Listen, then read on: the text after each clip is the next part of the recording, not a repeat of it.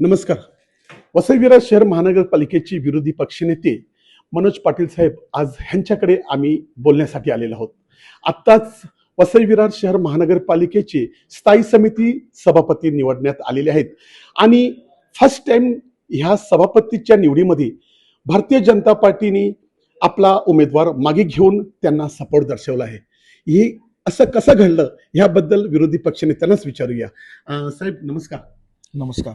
साहेब, महानगरपालिकेचे महापौर, उपमहापौर आणि इतर सर्व इलेक्शनमध्ये तुम्ही उमेदवार दिले, परंतु ज्या ठिकाणी सत्तेची चावी आली आणि असं वाटते की तुम्ही देखील त्यांना व्यवस्थित सपोर्ट केलेला आहे, याचं कारण काय? नाही, महापौर याच्या अगोदर फक्त महापौर पदाचीच निवडणूक झाली, त्याच्यासोबत उपमहापौर पदाची निवडणूक झाली. त्यावेळेला आम्ही उमेदवार दिलेले. या वेळेला हे पद 1 वर्षासाठी आहे आणि सन्माननीय आता सभापती प्रवीण शेट्टी जी आहेत, नारायण मानकर आणि सभागृह नेते प्रफुल्ल साने आणि त्यांच्या सहकाऱ्यांनी आम्हाला विनंती केली की तुम्ही जर आम्हाला बिनविरोध दिलं तर अधिक उत्तम आहे. आणि मग आम्ही आमच्या वरिष्ठांची चर्चा केल्यानंतर बिनविरोध द्यावी अशा पद्धतीचा निर्णय झाला. त्याच्यामध्ये आम्ही सुद्धा सत्ताधाऱ्यांकडून सहकार्याची अपेक्षा ठेवली, कारण जे काही आमचे 43-44 नगरसेवक आहेत यांच्या प्रभागातली कामं सुद्धा ही स्थायी समितीमध्येच च्या माध्यमातूनच मंजूर होणार आहेत. त्यामुळे शेवटी आम्ही या ठिकाणी आलो आहोत. सत्ताधारी विरोधक जरी वेगवेगळं असलं तरी आमचं सगळ्यांचं किमान भारतीय जनता पक्षाचं ध्येय आहे की लोकांची कामं आणि ती चांगल्या पद्धतीने कामं हवं. त्यामुळे एक पहारेकरी म्हणून आम्ही काम करत असताना काही ठिकाणी म्हणजे सत्ताधाऱ्यांना सहकार्य अशा अर्थाने, कारण सत्ताधाऱ्यांचं बहुमत आहे. जरी आमचा उमेदवार उभा असता तरी सभापती सत्ताधाऱ्यांचा निवडून आला असता, कारण हे ओपन मतदान आहे, याच्यामध्ये कुठेही असं गुप्त मतदान असता, तो भाग वेगळा असता. त्यामुळे आम्ही त्या पद्धतीने सहकार्याची भूमिका घेतली. पण ही सहकार्याची भूमिका ही वसई विरारच्या हितासाठी आणि शहरासाठी घेतलेली आहे. आता मागच्या कालखंडामध्ये बहुजन विकास आघाडीला विरोध करण्यासारखं असं कोणी नव्हतं. ह्या वेळेला प्रभावशील असे विरोधी पक्षनेते आणि त्यांच्यासोबत नगरसेवकांची एवढी मोठी फळी आहे. आता तुम्ही बहुजन विकास आघाडीची जी सत्ता आहे ह्याच्याकडून तुम्ही कसं काही सहकार्याची अपेक्षा ठेवता?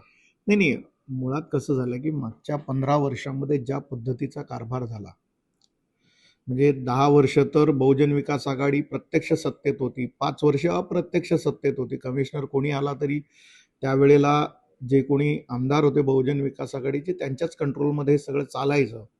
आणि त्यामुळे ज्या पद्धतीची शहराची वाताहत झालेली आहे त्यामध्ये सुधारणा करण्यासाठी आम्ही आग्रही आहोत. आणि येणाऱ्या 5 वर्षामध्ये आता आमचे 2 आमदार आहेत, खासदार आहेत, केंद्रात आणि राज्यात सरकार आहे, त्या माध्यमातून अनेक प्रोजेक्ट्स या वसई विरारसाठी मंजूर होत आहेत.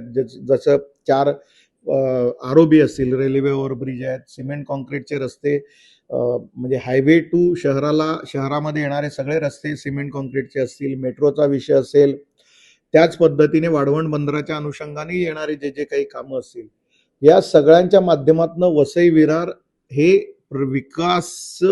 विकासशील किंवा विकसित शहर करण्याचा आमचा सगळ्यांचा प्रयत्न आहे. आणि त्यामुळे येणाऱ्या काळामध्ये ज्या पद्धतीची अनागोंदी मागच्या 15 वर्षात होती ती कुठल्याही परिस्थितीत राहणार नाही, म्हणून आम्ही सजग आहोत. आणि कुठल्याही पद्धतीने अशा पद्धतीचं की ठेकेदारांची घरं भरण्याचं काम असेल किंवा ज्या पद्धतीने लूट सुरू होती आणि ज्या पद्धतीने अनियंत्रित सत्ता आणि अनियोजित विकास कामं होत होती, ही सगळी आता होणार नाही. जी काही विकास कामं होतील ती नियोजित होतील, ते दर्जेदार काम असेल, त्याच पद्धतीने जनहिताची कामं होतील, अशा पद्धतीचा आमचा प्रयत्न असेल आणि त्यासाठी आम्ही सजग राहू. सध्या रस्ते, पाणी आणि आरोग्याची जी वाताहत आहे ह्याबद्दल तुमचा काही मानस प्रयत्न आहे का, की तुम्ही तुमच्या पक्षाकडून किंवा तुमच्या सर्व नगरसेवकाकडून काही प्रयत्न केले जाणार आहेत की नाही? नाही, तेच तुम्हाला सांगतोय की रस्त्यांचा विषय मागच्या ज्या 15 वर्षामध्ये ज्या पद्धतीची अनागोंदी होती त्यामुळे हे सगळं झालेलं आहे. आता तुम्ही रस्त्यांच्या बाबतीत सांगाल तर रस्त्याच्या बाबतीत आमचे दोन्ही आमदार प्रयत्न करतात. MMRDAच्या माध्यमातून शहराला जोडणारे सगळे मुख्य रस्ते जे आहेत हायवेवरून त्याचं सिमेंट कॉन्क्रिटीकरण करणं, म्हणजे जेणेकरून भविष्यामध्ये किमान 20-25 वर्ष त्या रस्त्याचं काही दुरुस्ती करण्याची गरज नाही लागणार. त्याच पद्धतीने 4 नवीन आरओबी त्याची मंजुरी झालेली आहे. 2 आरओबीसाठी 563 कोटी रुपये मंजूर झालेले आहेत. ही कामं आहेत. त्याच्यासोबत पाण्यासाठी 185 MLD पाणी हे MMRDAने आत्ता आणून दिलेलं आहे जे शहरात, आणि शहरात आलेलं पाणी वितरित करण्यासाठी ज्या पद्धतीची यंत्रणा आवश्यक होती ती यंत्रणा नसल्यामुळे ते पाणी वितरित होत नाही. लोकांना पाण्या वाचून तडफडावं लागतं. दुसऱ्या बाजूला यंत्रणा नाहीये.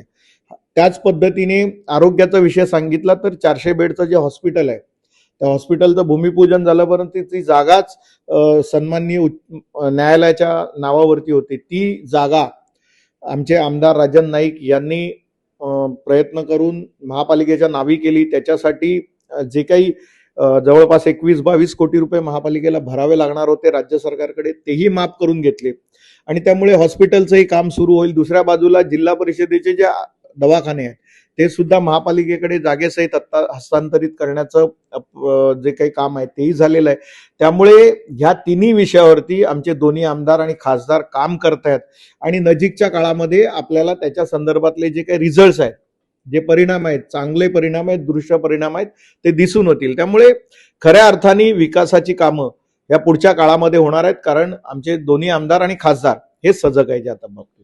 आता बहुजन विकास आघाडीचे काही पदाधिकारी असं सांगतात की आम्ही मंजूर केलेली कामं म्हणजे ओव्हरब्रिज असू द्या किंवा दुसरे काही आमच्या आमदारांनी मंजूर केलेली कामं अजूनपर्यंत त्याची टेंडर काढली जात नाही, हाती घेतली जात नाही. त्याबद्दल तुम्ही काय बोलता? तुम्ही या वसईमधलेच आहात. तुम्ही बघितलेलं आहे 25 वर्षामध्ये ह्यांनी 10 वेळा सगळे ब्रिज मंजूर केले. किती वेळा? 10 वेळा. प्रत्येक निवडणुकीच्या वेळेला, लोकसभेच्या वेळेला मंजुरी, विधानसभेच्या वेळी मंजुरी, महापालिकेच्या वेळी मंजुरी. त्यामुळे हे फक्त मंजूर करत होते. आमचे दोन्ही आमदार जे आहेत ते खऱ्या अर्थाने ते काम सुरू करतील. कारण तुम्हाला यांची मंजुरी सांगतो, हॉस्पिटलची मंजुरी सांगतो. हॉस्पिटलला राज्य सरकारने मंजुरी दिली, नारळ फोडला, पण ते म्हणतात सर्वात सुशिक्षित आमदार, त्यांच्या नजरेत सुद्धा हे आलं नाही की आपण ज्या ठिकाणी नारळ फोडला ती जागा ही सन्माननीय न्यायालयाच्या नावावरती आहे. त्यामुळे त्या न्यायालयाच्या जागेवरती बांधकाम होऊ शकतं का हॉस्पिटलचं, याचा साधा विचार सुद्धा ज्या लोकांनी केला नाही त्यांच्याकडून बाकी या सगळ्या गोष्टींची अपेक्षा करणं चुके. त्याच्यासाठी भारतीय जनता पक्षाचे आमदारच असावे लागतात आणि त्यामुळे आता हॉस्पिटलचं काय मी कामी लागेल. तुम्ही मला सांगा की यांनी मंजुरी घेतली ब्रिजला, तर GADची मंजुरी जी सर्वात महत्वाची आहे, रेल्वेची मंजुरी जर तुमच्याकडे नसेल तर तुम्ही कुठल्याही परिस्थितीत रेल्वेच्या वरून ओव्हरब्रिज बनवू शकत नाही. त्यामुळे ती मंजुरी सुद्धा आमचे राजन नाईक आमदार झाल्यानंतर त्यांनी करून घेतलेली आहे. त्याच्यासाठी 563 कोटीचा जो ब्रिजचा निधी आहे तो आत्ता मंजूर करून घेतलेला आहे राजन नाईकांनी. आणि 2 ब्रिज जे आहेत म्हणजे उमेळमानचा ब्रिज आणि अलकापुरीचा ब्रिज, ह्याला मंजुरी मिळाली आहे, परंतु महापालिकेने जी जागा ताब्यात म्हणजे ज्या ठिकाणी ब्रिज उतरतो ती जागा जी आहे ती काही खाजगी मालकांची जागा आहे. ती महापालिकेने जर ताब्यात घेतली असती तर त्यात राहिलेल्या 2 ब्रिजला सुद्धा पैसे मंजूर झाले असते. त्यामुळे ह्यांच्या मंजुरी तर 10 वेळा मंजूर झाले, पण काम होऊ शकत नव्हतं कारण त्या कागदावरच्या मंजुरी होत्या. तुम्ही मला सांगा की MMRDAने जवळपास MMRDA रिजनमध्ये मागच्या 30-35 वर्षामध्ये 1,21,000 कोटीची कामं केली. वसई विरारमध्ये केवळ आणि केवळ 100-125 कोटीच्या वरती कामं गेली नाहीत. 3 आमदार होते, हे सातत्याने कामं मंजूर करत होते ना. 100 कोटीच्या वरती का गेली नाहीत? आता आमच्या दोन्ही आमदारांनी प्रयत्न करून जी कामं मंजूर होत आहेत, जवळपास 2,500 कोटीच्या वरतीची जी कामं आहेत हे MMRDAच्या माध्यमातून मंजूर होत आहेत. यांनी सांगावं ना यांची मंजुरी गेली कुठे आणि पैसे कुठे गेले. त्यामुळे जे काही बहुजन विकास आघाडीचे त्यांची जी सवय आहे ती काही जाणार नाही. ते आता काय म्हणतात की सगळं जे काही वसई विरारमध्ये चांगलं होतं ते त्यांच्यामुळे होतं, वाईट होतं ते निसर्गामुळे होतं. तुम्ही मला सांगा वसई विरारमधली 4 रेल्वे स्टेशन उतरण्यालायक आहेत का? लोकांना जाण्या येण्यालायक आहेत का? मग त्यांची जबाबदारी त्यांनी घ्यावी ना. पाणी भरतं 18 पासून, त्याची जबाबदारी त्यांनी घ्यावी. त्यामुळे ते क्लेम करणं किंवा श्रेय घेणं याला काही अर्थ नाही आहे. आम्ही वसई विरारच्या लोकांच्या सेवेसाठी आहोत आणि ती आम्ही करत राहणार आणि खऱ्या अर्थाने विकासाचं जे पर्व आहे ते वसई विरारमध्ये यापुढे तुम्हाला दिसेल. तर आपण ऐकलं मनोज पाटील साहेब यांचं एकच म्हणणं आहे की वसई विरार भागात आम्ही जरी विरोधी पक्षात असलो तरी आम्ही पहारे करायचं काम करणार. वसईमध्ये जे विकास व्हायला पाहिजे होतं त्या पद्धतीने विकास झाला नाही आणि प्रत्येक वेळेला जे काही आम्ही मंजूर केलेली कामं सांगतायत ती फक्त मंजूर करतात, परंतु त्याचा पुढचा फॉलोअप होत नाही किंवा ते पुढे होण्यासाठी जे काही करावं लागतंय ते आता आमचे आमदार करायला सुरुवात केलेली आहे. त्यामुळे भविष्यात आणि आता वसईत खऱ्या अर्थाने कामाला सुरुवात होईल आणि वसईचं काम तुम्ही आता बघत राहाल, चांगल्या पद्धतीने होईल, कारण आम्ही इथे बसलेलो आहोत. वसई लाईव्ह न्यूजसाठी दिलीप डाबरेसह अब्दुल कलाम. नमस्कार.